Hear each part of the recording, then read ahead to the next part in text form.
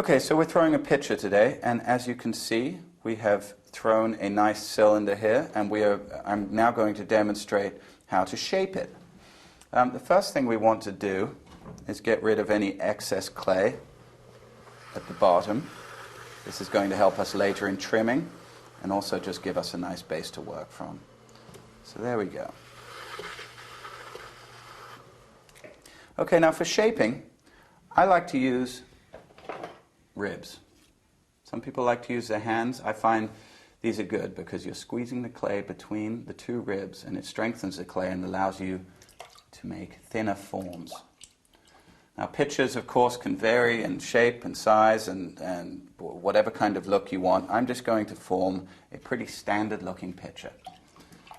So there's two parts to forming a pitcher. There is forming the base form and then the top form.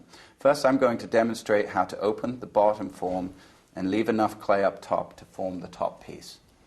So here we go.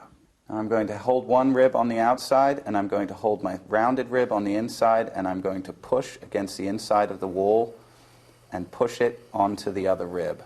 You can see how that's starting to open up my form. I'm simply going to work up through the form, like so. Now you don't want to try to push too hard at first. You want to just kind of take it up nice and easily. Okay. So you can see I'm leaving enough clay on the top for the top section. And we've started to open the form. I'm now going to push a little bit more and open it just a touch more. Okay. So.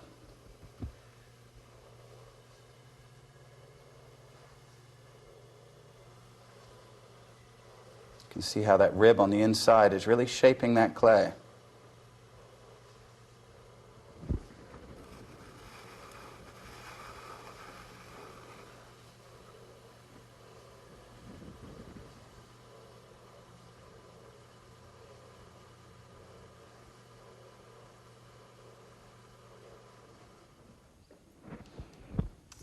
Okay, so now you can see we have opened a nice rounded form for a pitcher. We have enough clay on top to make the pouring edge of it. I'd like to stress again that this really does take a lot of trial and error, and the best thing to do is just try it over and over and over again and not place too much value on your individual piece. So we've thrown the base of it. Now I'm going to show you how to throw the top of our pitcher.